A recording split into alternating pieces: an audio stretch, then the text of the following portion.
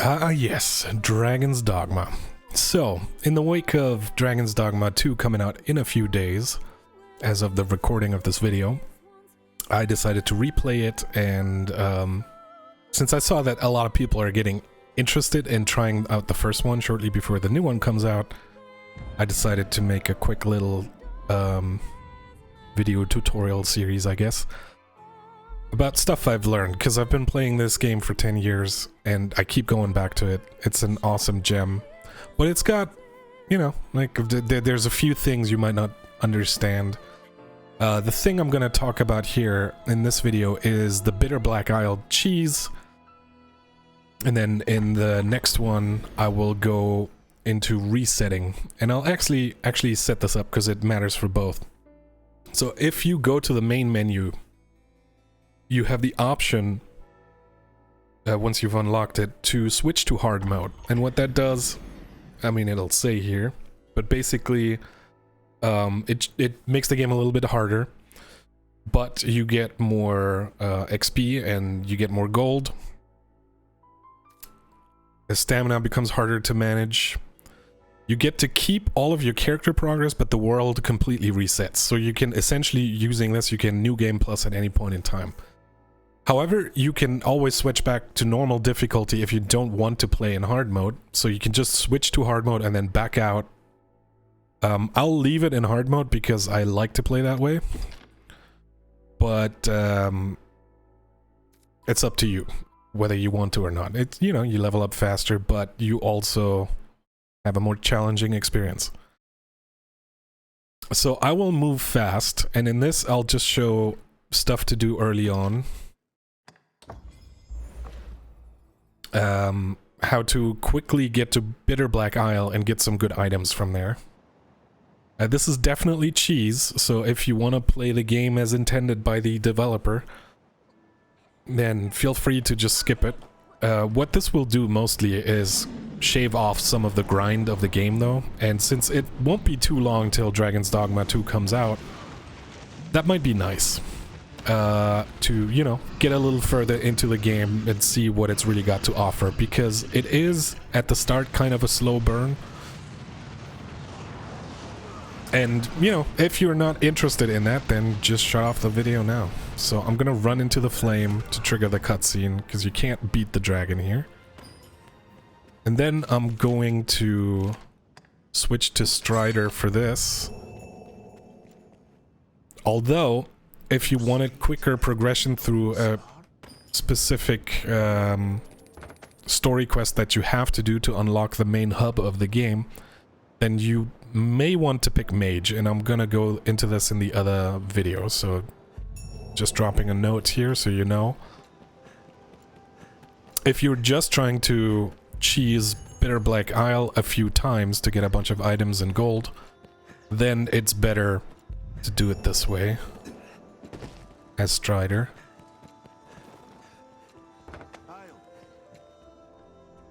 And so the thing you want to do here is rest till night, but we don't need to do that right away.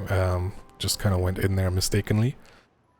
We're gonna trigger the cutscene, we get Rook. And now we have to run. I'm gonna stick to the left side here to not trigger a cutscene for a quest that we're not interested in doing. Just run past everything.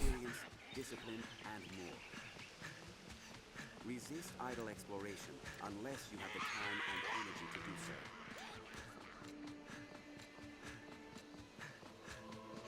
And up there is the encampment.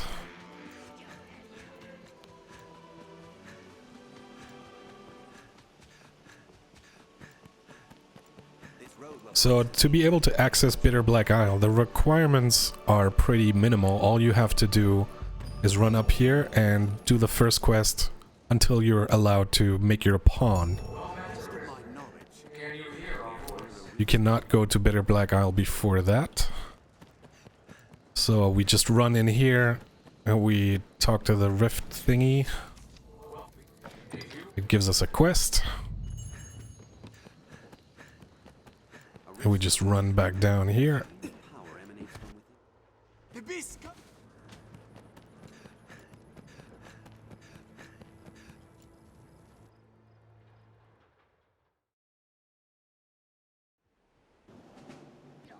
I'm gonna have to kill that Cyclops. I probably should have taken the time to equip a better weapon, but we should be fine. Just press F3 to help or whatever the button is on your controller.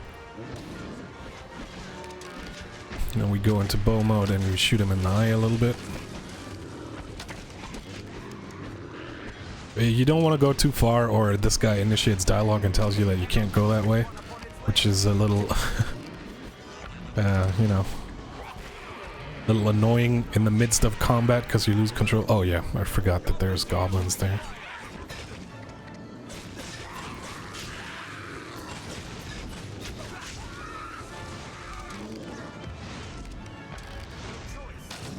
Whoops, missed that completely. Ah, we can just attack his legs, whatever. Rook sometimes decides that he wants to climb instead of doing his job. He's a bad pawn.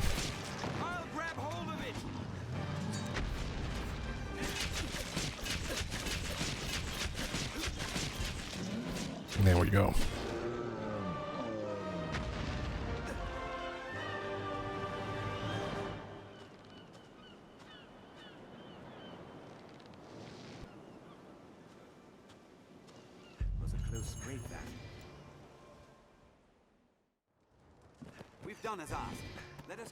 Okay, now we can report back and make our pawn. I'm gonna skip a little bit here. I'm just make a cut, come back with the items equipped and stuff, so the video is shorter. Yeah, quick note here. This guy will take you out and do a tutorial thing with you. You really don't need to do that. You can just leave him there. I mean, the first time you play the game, you obviously want to do the tutorial because it gives you some useful information that is relevant to how you should be playing the game. But yeah, you just run back.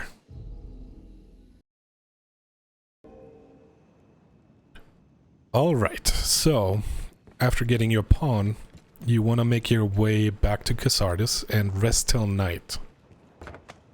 If you then go to this area, you will be introduced to this NPC via a cutscene, and we want to run up to her, and that'll take us to the Bitterblack Isle. That is DLC content, meaning this is content made for people who've already beaten the main game, and it is a lot more challenging than any of the content in the base game. But you can run around in there, not fight anything, because everything will one-shot you on a new character. And you can cheese the game a little bit that way. People who've played the game a while use this to get an easier start and to cut down on some of the grind necessary. Because this is an action game, but it has RPG components, and your damage will be very much lower. It's very dependent on the gear that you equip, so you can get some end game gear. You probably want to pick up that chest, but I'm just gonna run past it. So here I recommend being a Strider and having the Mad Dash ability, because it will make getting past enemies a little bit easier. You have to carefully manage your stamina. If you're not playing on hard mode, it shouldn't be as bad as it is for me, but even then it's not that bad for me. Death spawns here. You definitely do not want to pick a fight with him. You can beat him, and that's gonna be one of the things you might set out doing eventually, but not for now. Oh, before I go down, I did forget. I have my pawns with me. It's generally recommended to get rid of them before you go down, but I will I'll just unequip this healing item, make sure he doesn't have anything. It's his staff. Yeah, that's fine. And I'll let the enemies here eat them.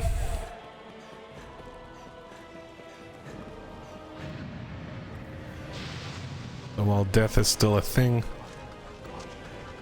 this hopefully should go pretty fast. Oh, it just despawned. Well, this might end up being a problem. And we'll see how it goes.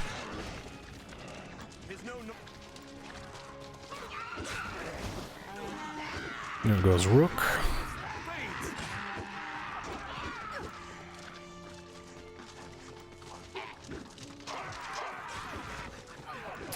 And there goes Abby.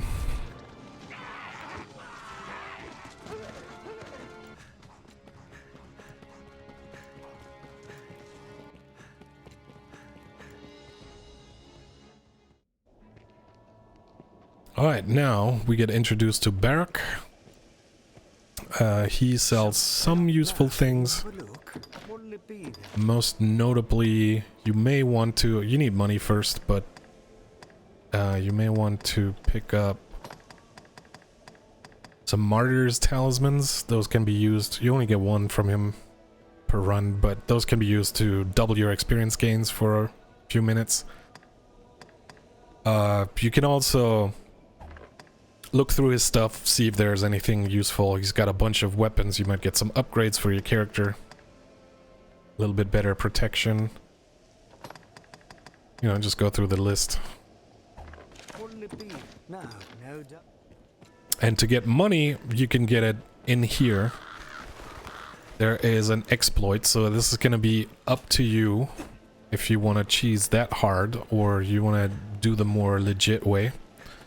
But the reason that we got rid of the pawns is because they like to randomly break items like these, and we need them for that. That is, you grab one of those barrels, put it in this corner, grab another one, and now you walk over. This barrel has no collision box for a moment, but as you jump, it pushes you out. And if you're in the right spot, jumping at the right time, you can clip through.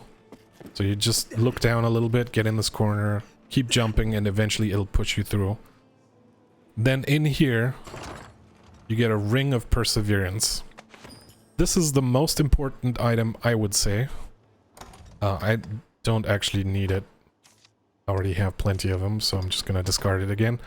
But this boosts your discipline point gain by 50%. And that is important because discipline is what you use to increase your vocation rank. Didn't work there.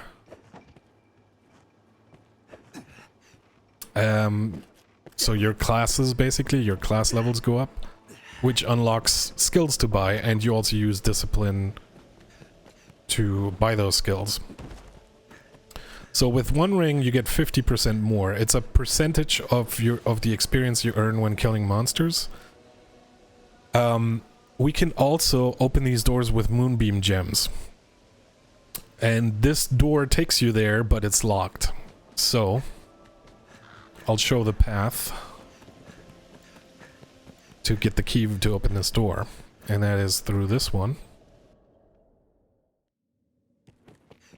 And again, we gotta like speedrun Strat a little. Jump through here. Go through these. It helps if you have the dodge roll and the double jump. Again, you can use mad dash.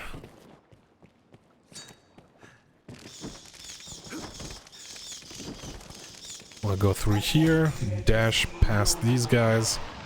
Although, if you want to get some XP, you can go here. And they'll explode the barrel. Wasn't the most elegant way of doing this. Run through here and into this area. Now, this next part is really tricky. It might take you a bit.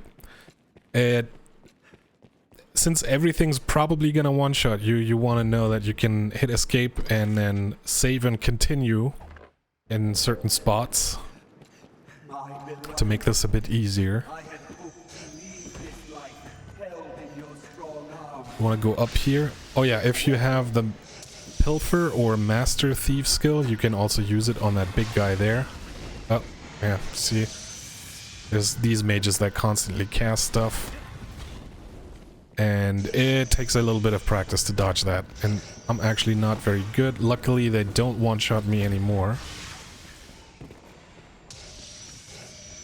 So I'll be reasonably fine here. Oh shit, that actually auto tracks. Okay. Well, now you saw that.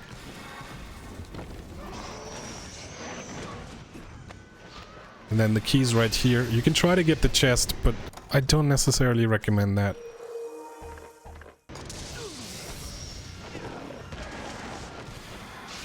Okay, hopefully we get out of this. Alright. The dodge roll helps you get down here a little faster.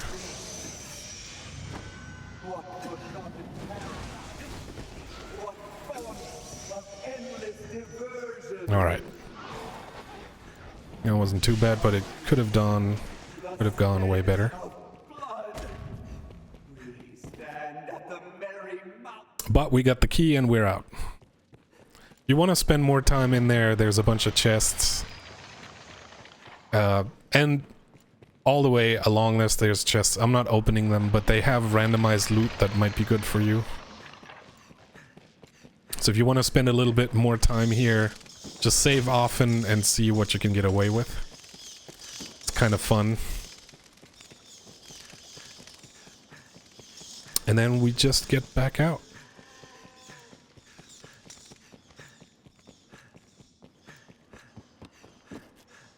Oh.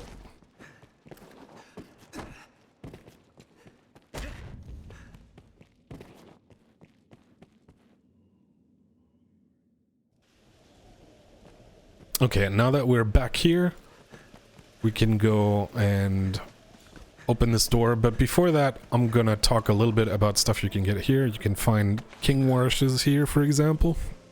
Those are really potent healing items. Might want to go around pick them up. There's chests everywhere, and you can climb up here. There's an extra door here.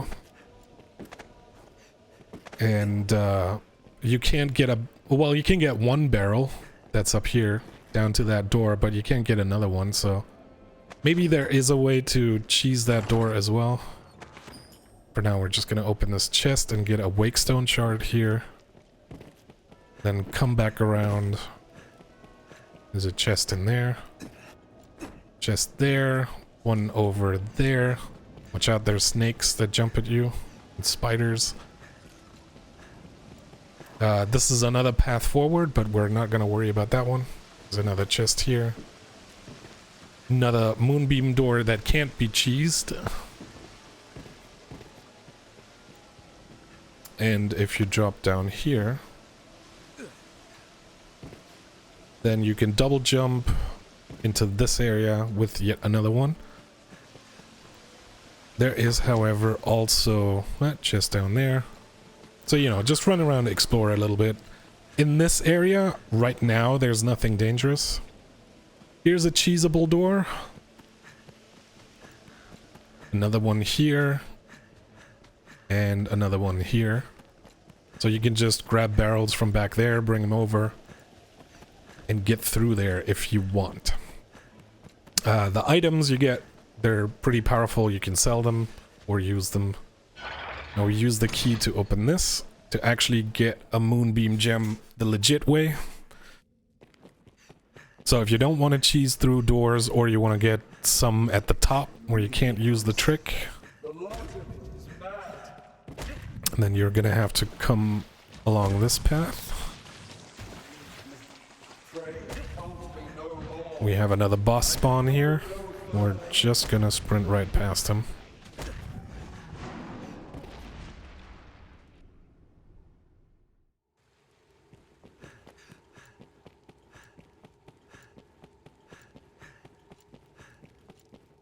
And go up the stairs, and in here is the Warrior's Respite.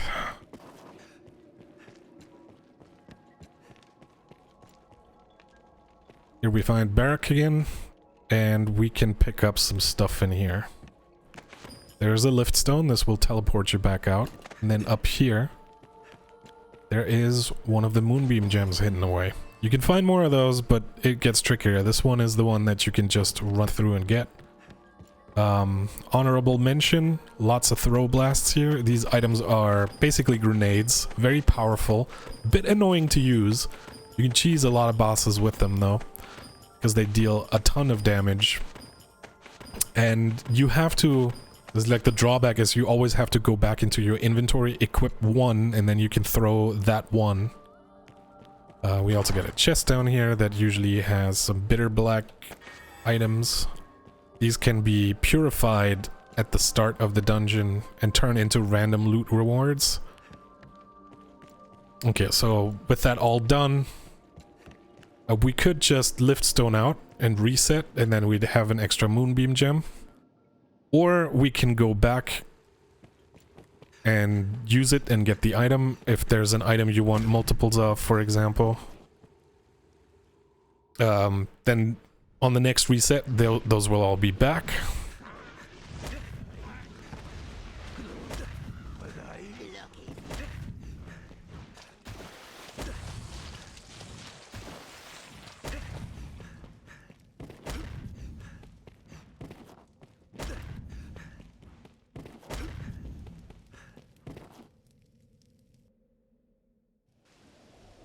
Right, so now we're here.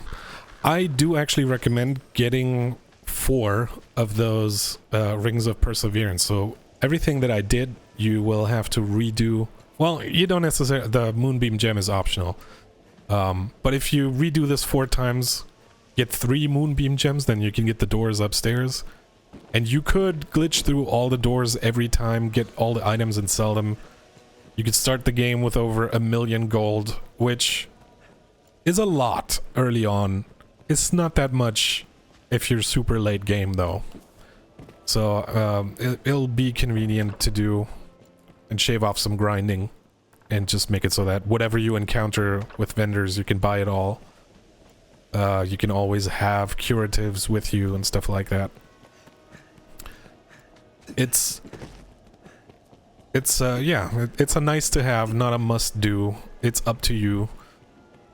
I'm giving you the tools here, and you can see fit as to what you wanna, what you wanna take advantage of or not. And then you can come up here and sell stuff to him to have some gold, buy some, like maybe buy a Martyr's Talisman or whatever else you see in there that you like. That should be good. Alright, hope this helps.